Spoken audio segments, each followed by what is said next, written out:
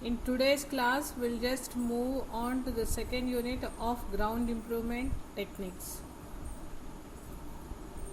of C504A subject, C18 curriculum, C504A subject. Unit 2 is methods of ground modification techniques. In the last topic, that is introduction to ground improvement techniques, we have learned what are the different types of soils that we have and what type of soils are good for construction, and we have classified different soils. Then we have seen what is the suitability of the soil with respect to the construction. Now the next one is the second unit is methods of ground modification techniques. So in this chapter we'll be seeing what are the different modification methods we have, or what are the techniques we'll be using in order to modify the ground to suit our needs. In unit 2 we have classification of ground modification techniques. So what are the different techniques that are available? In that we have 4 methods, that are mechanical methods, hydraulic methods, cement and chemical methods, and the last one is geosynthetics. So in this particular chapter we will be reading depending on what we are going to modify the technique. That is, whether you are applying some mechanical methods or hydraulic methods, what are these different methods and how do we apply them, or what are the advantages and disadvantages, or when do you use which technique. All these we will be discussing in this particular chapter. So mainly we have classification of ground modification techniques, mechanical methods, hydraulic methods, cement and chemical methods, and the last one is geosynthetics. In this we have methods of ground modification. First, what is ground modification? Right from the starting class we were seeing that what is ground modification. That is changing of the properties of the ground in order to suit our needs.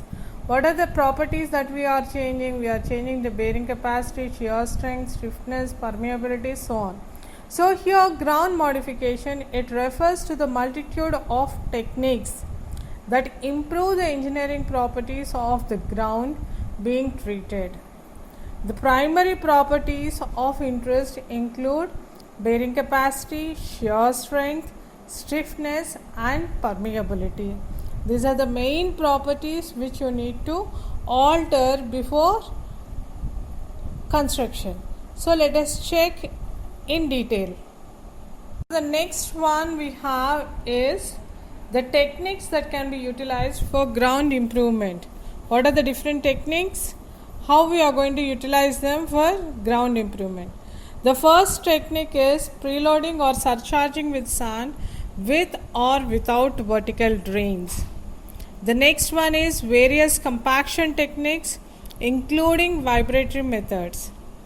The next one is soil removal and replacement, stone placements and geotextile encased sand columns. So these geotextile encased sand columns, that is one single word, you can just go through it, there is no comma in between. So the first one is preloading or surcharging with sand with or without vertical drains. The next one we have is various compaction techniques including your vibratory methods, and the next one soil removal and replacement, stone placements and geotextile encased stone columns. Next, inside admixtures like lime, cement and fly ash. That is inside admixtures. This is addition of admixtures like lime, cement and fly ash. This is purely inside condition only. So let us look into each technique, where they are used, for what type of soils they are used, how they are used, what property will be getting changed because of this particular technique. Broadly, the methods can be classified based on first the techniques that can be applied from the ground surface. So here we are trying to classify the methods. First one is on the ground surface, whatever the techniques you are applying, that is the first thing. Next, the second one is those that are carried out from a certain depth below the ground surface. And the next one is subsurface construction methods or subsurface improvement techniques. That forms your second one. Next, the nature of the material that can be treated, such as cohesive or granular material. The third one is what type of materials are you going to treat. That is whether they are cohesive soils, non-cohesive soils, or granular material, or silt material, or clay material. These all you are going to consider it in the third one. The next one is the behavior of the ground needing improvement. How that particular ground is present, what are its properties, and which property you are going to deal with, and what is the behavior or the changes in the ground when you are adding some different techniques, or when you are adding some admixtures, or when you are making changes, how that particular ground is going to behave with respect to the technique we are using. That forms your fourth one. And the last one is use of admixtures. So here we have divided the total methods into 5 main things, that is surface techniques, second one is subsurface techniques, next is depending upon the material techniques, next one is behavioral technique of the ground, and the last one is use of some admixtures. So these form your 5 different methods into which that particular ground improvement modifications are being classified. So these are your 5 main methods. The next one, we are doing ground modification. What are the main functions that are going to get changed because of the modification we are doing? The ground modification has one or more of the following primary functions. You are aiming at some function that has to be rectified because of modification. What are those functions? In these, the first one is increase shear strength and bearing resistance. What is the first one? Increase the shear strength as well as bearing resistance. The next one is increase the density of the soil, decrease the permeability.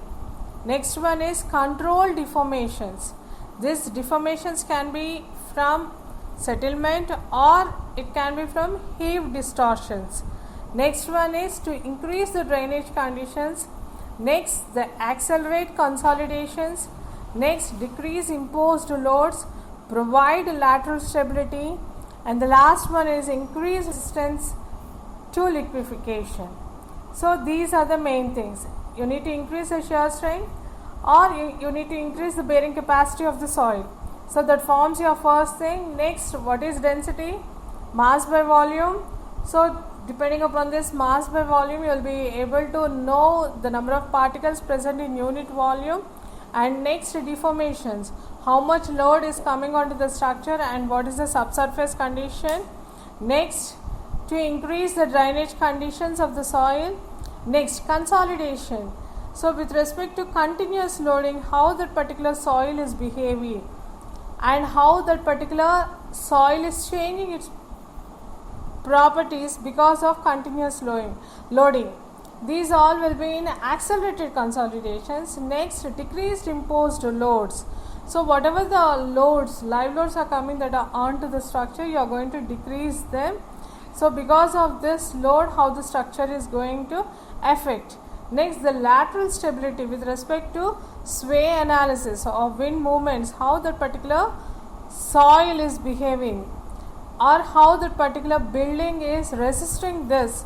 So that you will be learning in lateral stability. And increase resistance to liquefaction.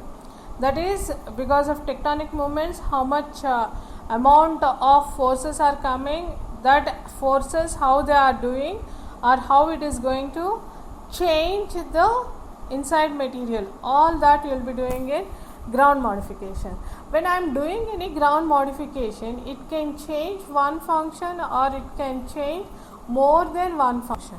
So the basic or the primary functions, it can change one or more of the functions. So that is your next ground modification. In this we have ground improvement techniques and what are the benefits. Besides, there are some ground improvement techniques.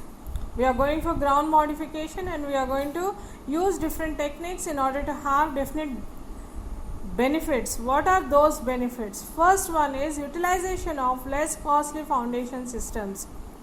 Next, reduction in right of way acquisition. Third one is less environmental disturbance. Fourth, reduction in construction time. Fifth, improved traffic control through construction zones. Here you have the first one, utilization of less costly foundation systems. See, generally when the ground condition varies, the basic thing is foundation cost will be increasing.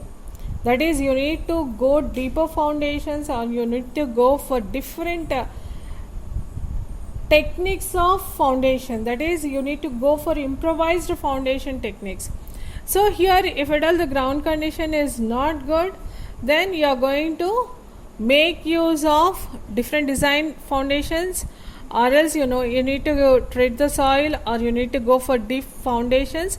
All the three will be utilizing maximum of cost. So here generally when we say the benefits, we say it as the first one is utilization of less costly foundation systems.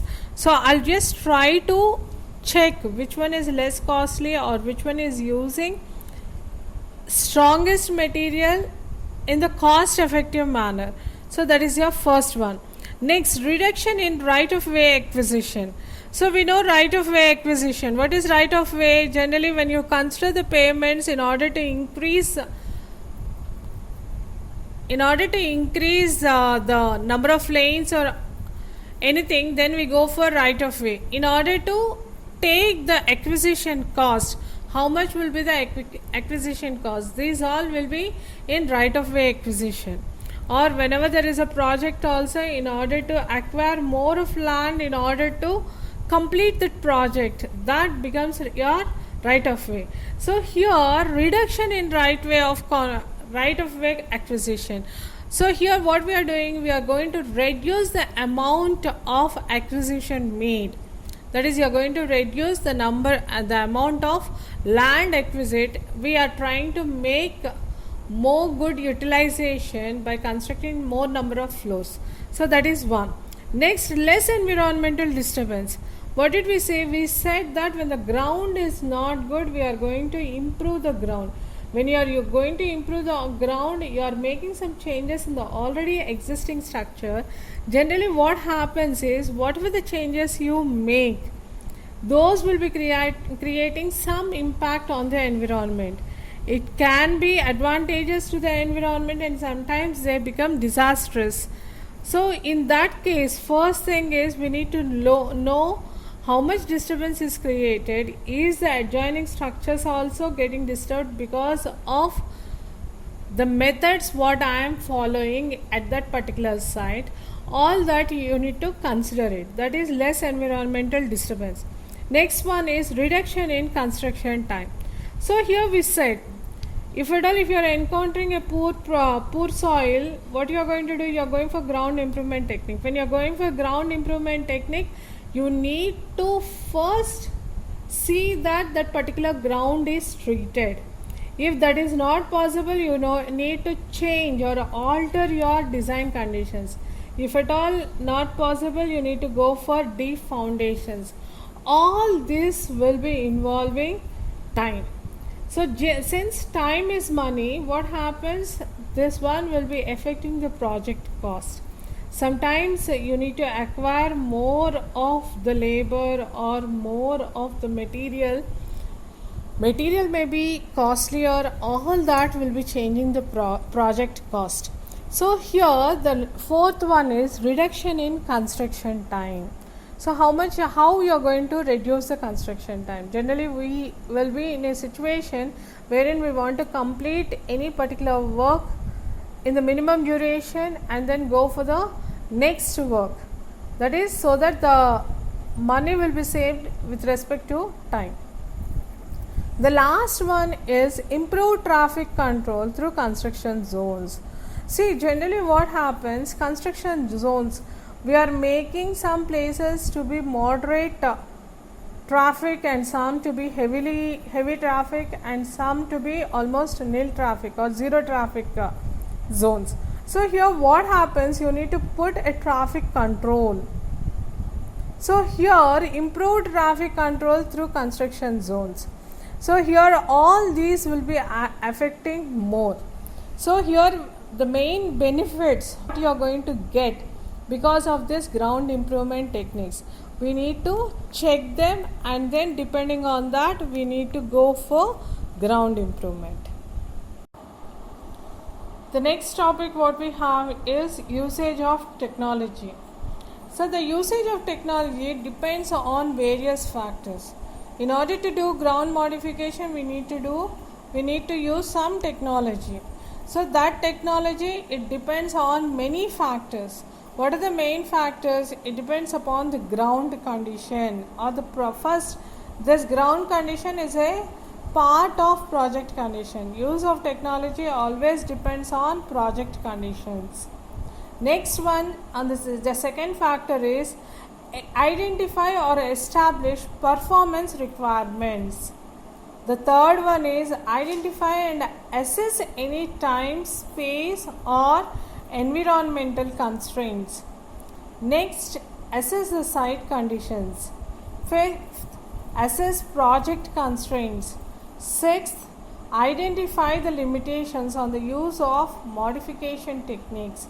The seventh one, identify or consider alteration to the use of ground modification technologies. So here we have 7 constraints. We'll just see one by one. Project conditions. What are project conditions? The first one is the ground condition. What are the ground conditions? The ground conditions are not the natural ground conditions. Here the ground conditions is how many days will the project take, and what is the main scope of the project, in how many days do you want to complete the project.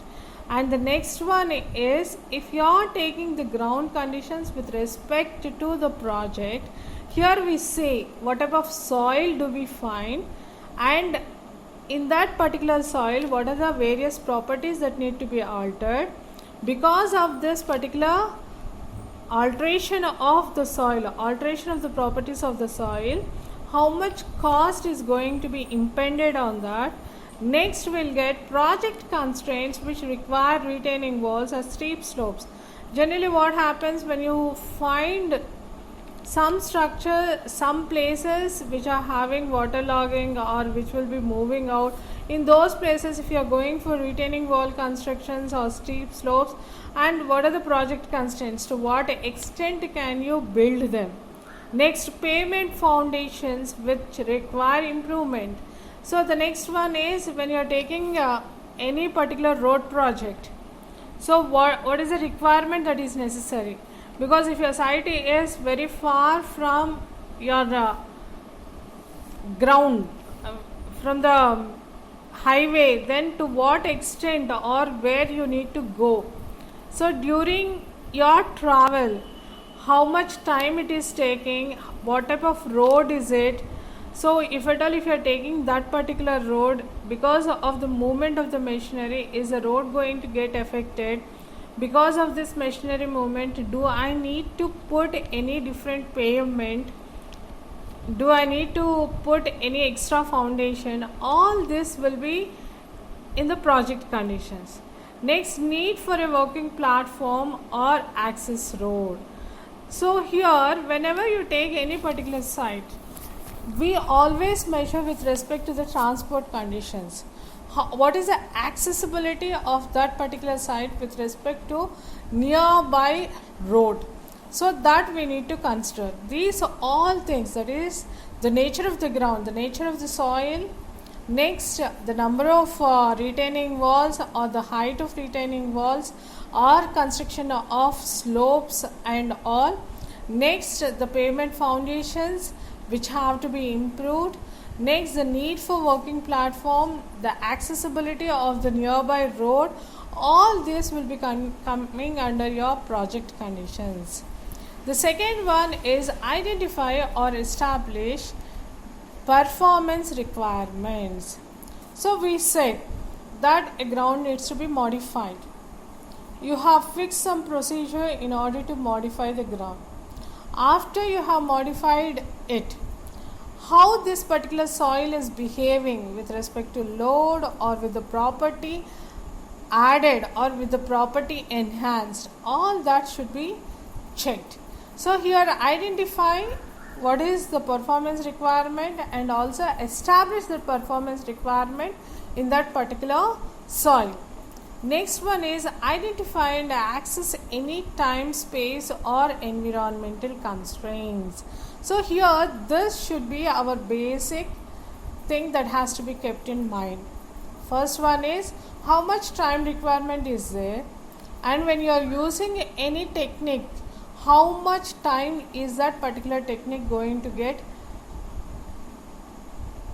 how much time will it be consuming if you are going to use that particular technique.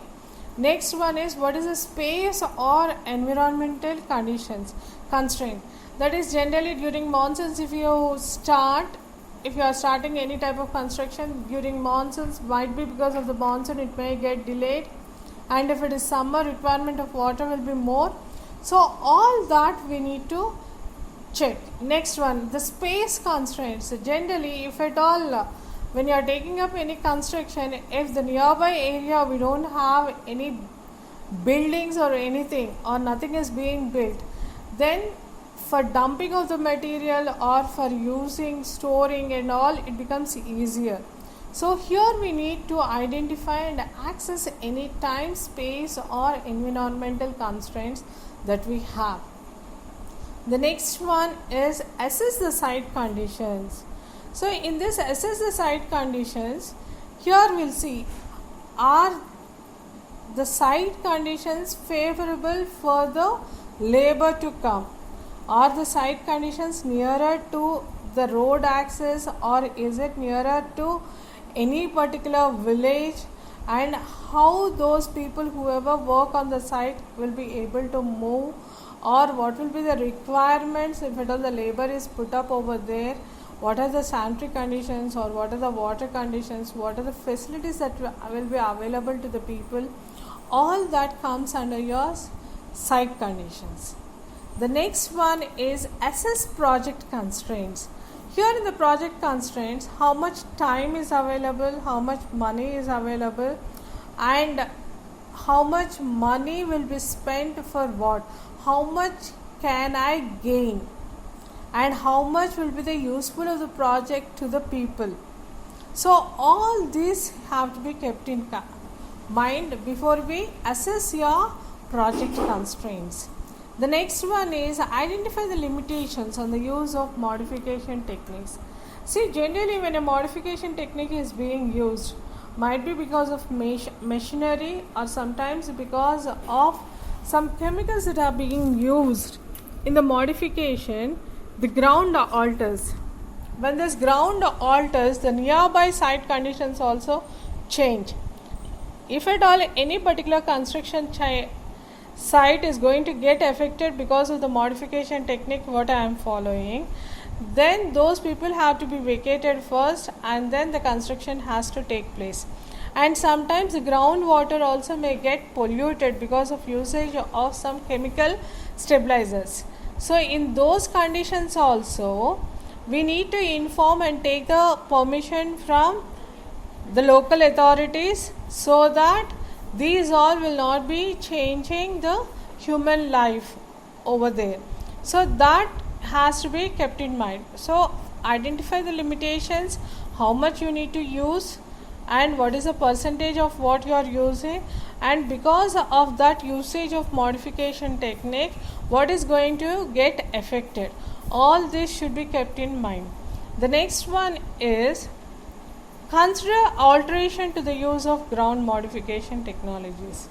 So this should always be given the first priority. That is, first think about the alteration. That is, we know that that particular condition of soil is very poor with respect to the construction what we are making.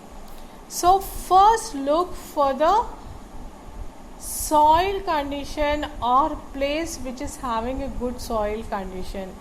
Check all the possibilities of shifting that total project to that particular place.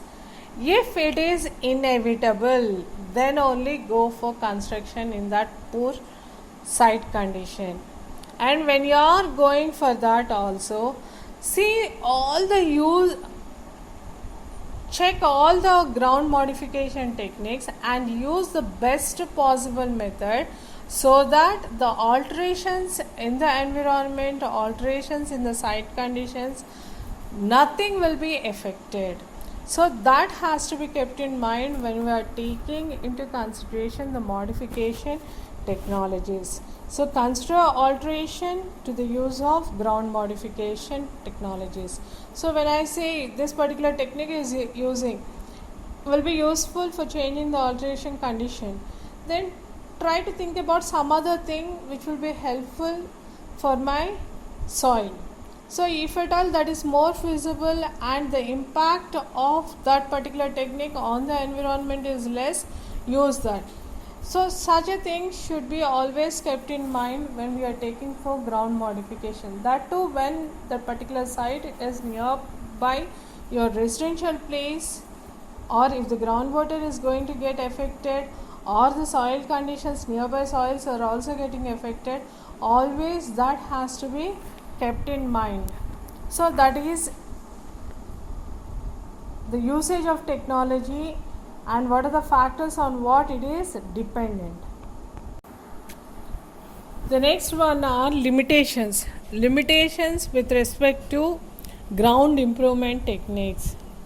So here when we are using any particular ground improvement technique, we need to keep in mind some of the basic factors. First one is general in nature. What are these general in nature? So the first one is that particular ground is not suitable for construction. If you are going up for construction, what improvement has to be done?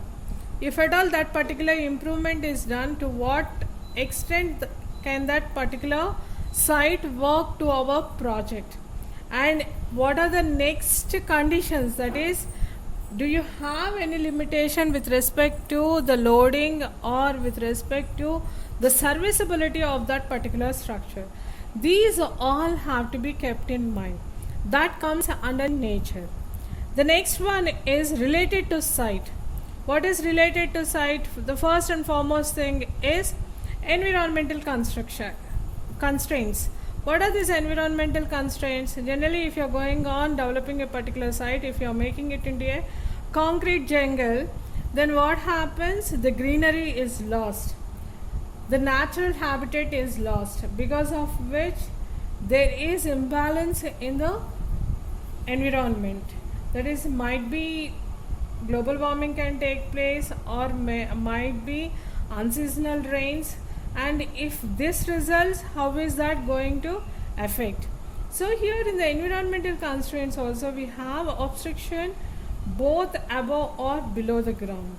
See here it is very clear that the natural groundwater is going to change. The groundwater table is going to change.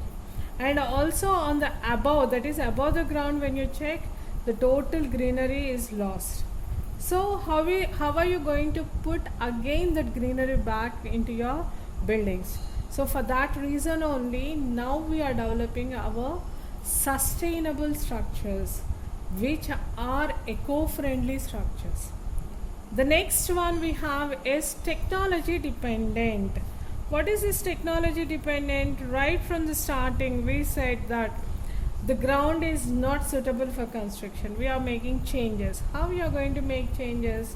You are going to make changes by using some technology. That technology, what technology we are going to use? So you are going to depend on the technology. And when you take technology into consideration, definitely there are limitations to the technology.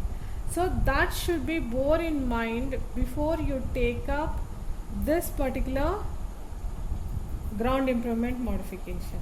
Lack of knowledge about technologies. See, generally, whenever you take in the construction field, the masons are termed to be the supreme, because generally for normal constructions of normal houses and all, what do? We just go to a masonry and then ask him. We give our design, and he follows his own age-old practice. And even if you try to reduce the size of columns or beams, or if you want to give some innovation technology, that person will not be able to take up that changes. And people also, whoever are constructing also, will not be able to follow it. So here, when we are taking any particular technology, you should know each and everything about the technology. If you are making a column, the size of the column, if you are going to reduce, then you should be able to tell why you are going to reduce that size of column, why you have used the amount of steel very less, what steel being used in the column, and what are the properties it is going to change. Depending upon the steel, what has to be changed, everything is interdependent. So all that have to be clearly explained, and the thorough knowledge of all those to the site engineer will always help him control the people on the site. Generally, only in the construction field we find all types of people, right from a learned man to a layman. So all the people will not be able to accept your technologies.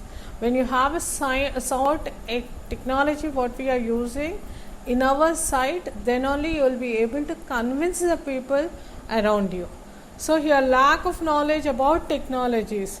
Next, if I say, if I have some 4 technologies, and if I am very good at one, if I don't know about the next 3, and if any person is having a sound knowledge of it, and if he feels that technology to be more suitable, then that particular technology have to be implemented. You need to check all the possible things for change of technology, for implementation of a new technology in our particular construction field. So here, when you are taking a technology into consideration, what are the innovations made in that particular technology? Because of these innovations, how is it cost effective? How is it time effective? How is it material effective? All that have to be considered. Next, the lack of organization, structure and policies encouraging the use of innovations. See, generally what happens, the organization level, that is your CEO from their functional managers and all, so you have got a procedure. If you want to make changes, you cannot make then and there itself. That particular thing has to be signed by someone else, and then only it has to be implemented. You cannot take decision at that particular moment, at that particular place. So here, that is mainly because of organizational structures and policies. So because of these things, the innovations are not being made, or innovations are not finding some encouragement so that they can be used in the field.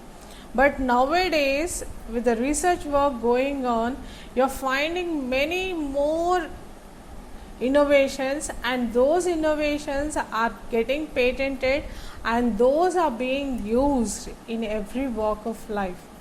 So at some point of time, generally when we are taking reinforcement, side by side reinforcement was followed. That is, when for any particular column, generally what do we know? If we have a column of a particular size, after that if I want to go for increase of that height of column, then side by side reinforcement was used. Now instead of that, what is that? Couplers are being used. So this coupler is nothing but a bolt and fixing it. When you have some screws, so if at all, if you see a reinforcing bar up to a length of some 10 meters, after that you can just use a screw type and then fix it and you can go on increasing the height of the column or reinforcement bar. So those innovations are coming up. Usage of geotextiles in order to have this capillary action zero. Usage of natural fibers. All these are different innovations in the construction field. Sustainable materials, tiles which are lasting for longer number of years, NEM plasters, all those are the innovations that are coming up in civil engineering. Reliable analysis and design procedure. See, generally when an innovation is being made, what is the first and foremost thing? The question arises is, can we rely on that particular material? So yes, definitely if you say yes, you need to give the total analysis. Yes, you are going to have this particular structure according to so and so thesis or so and so formula. Depending upon this formula, this will be working up. This will be lasting for so many years. And next, when I am using that particular material, what will be the design procedure?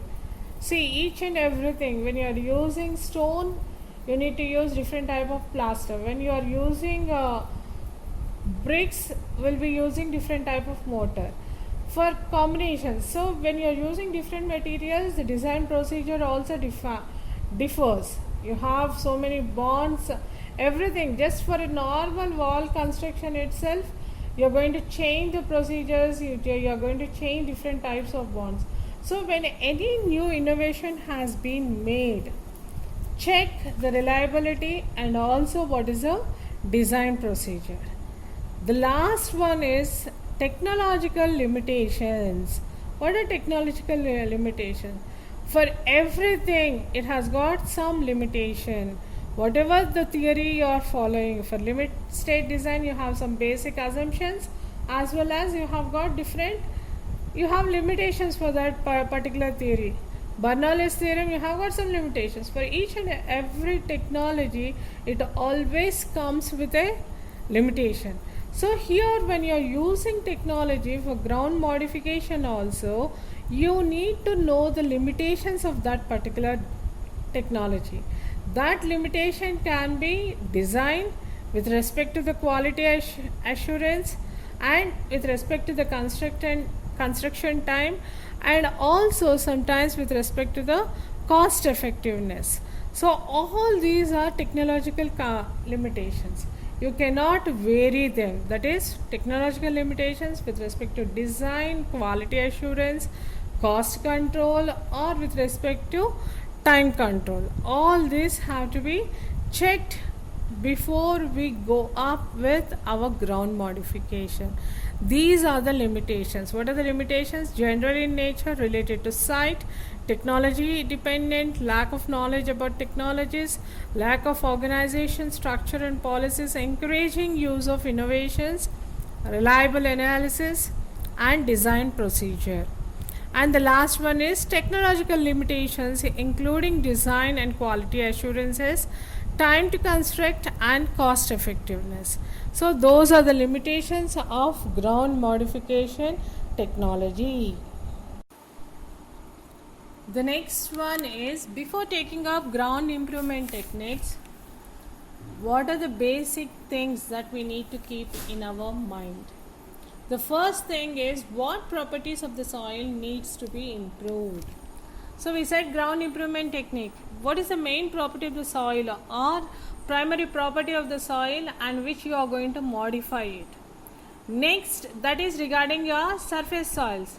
The next one is subsurface soils. With respect to subsurface soil, how is the condition? The next one is properties of underlying soil. That is, below the subsurface soil, what type of soil is it existing, and what is the bedrock and how is the bedrock condition. So that we need to keep it in mind before we go for ground improvement techniques. The next one is the chances of flooding. So what are the chances, whether it is only during monsoons or in the other times, is that particular site is going to rest, or totally that will be waterlogged during all the seasons. Next, what is the budget availability? The next one is ease of availability of skilled people and the equipment. The next one, access to site and cost of it. Improved ground ability after usage of G. So let us check deep one into another. First one is what property of the soil needs to be improved. You have various properties related to permeability, bearing capacity, density, or depending upon the liquefaction, all this. So here when you are taking a soil into consideration, which property of the soil you are going to change? What property is it going to change? Because of variation of that primary property, is the other properties also getting altered? That has to be first checked. Next, properties of underlying soil. See, in the ground modification techniques, we said that if at all the particular soil condition is poor and if the treatment is not possible, can you go for deeper foundation? How much cost is it going to come when you are using a deeper foundation? Or else, if at all that particular thing can be replaced, what is the cost? If at all, if I am going to treat that particular soil and then go on with my construction, what is the cost of that? So all the three things I need to check it depending upon the soil condition, depending upon the subsurface soil condition. Next one is chances of flooding. What are the chances of flooding? Is it during monsoons that particular area is going to get waterlogged, or else throughout the 365 days is it going to get flooded? Or if at all, is it in a low-lying area, and if at all the floods are coming, to what extent is the damage going to be caused? And since how many years the floods have not come, or since how many, what is the frequency of floods occurring at that particular place? That should be considered. Next, budget availability.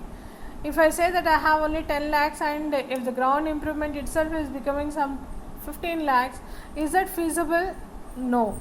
So I need to check the project budget availability, or how much I am going to keep or spend for rectification of the ground properties or for modification of the ground properties.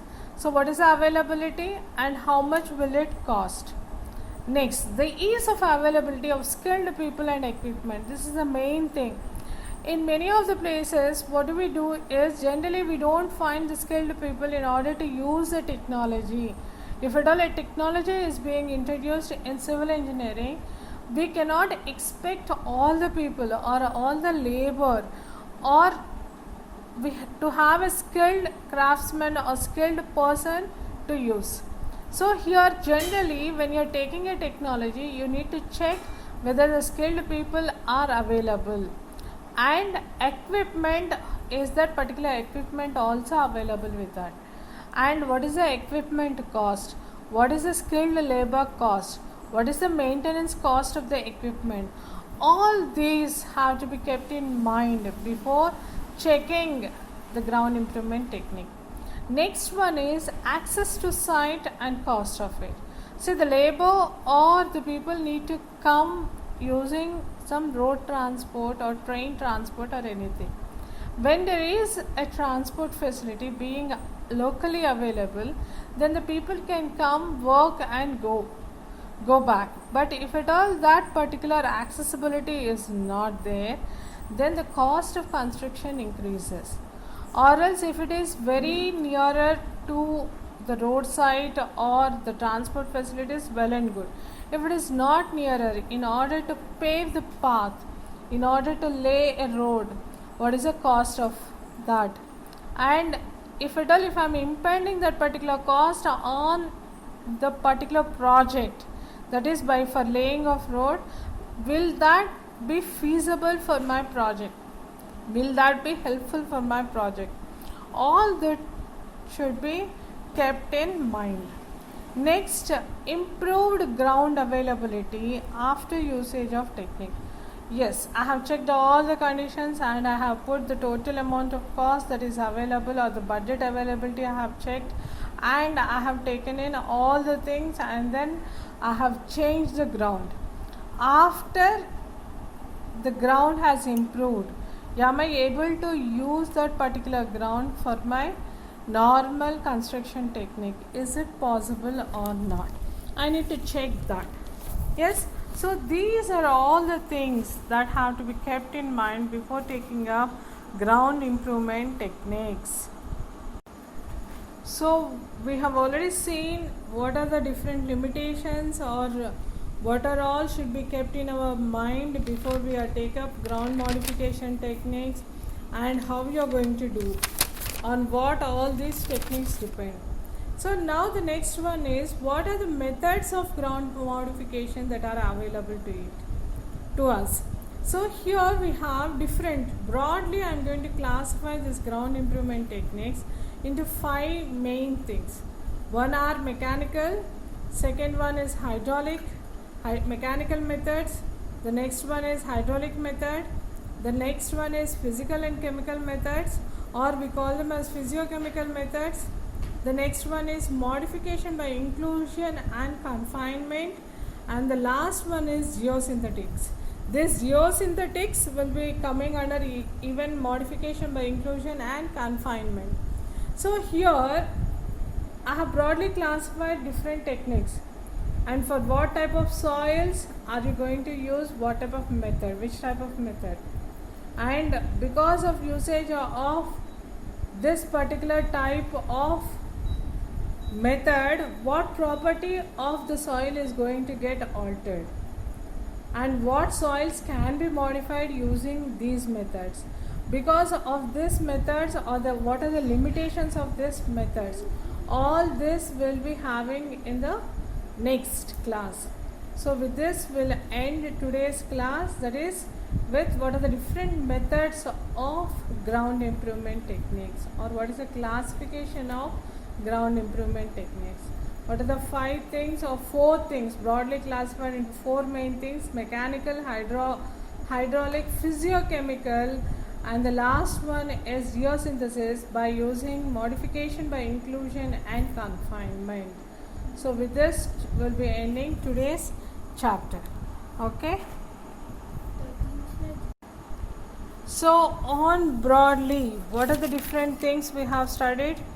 Here today we have seen what are the methods of ground modification, what are the various techniques. Yes, depending on the techniques, what are the limitations of that, and what are the methods of ground modification available. So with this today we'll be ending our class. We'll be meeting in the next class with the next we'll go deep into each and every particular part of method of ground modification.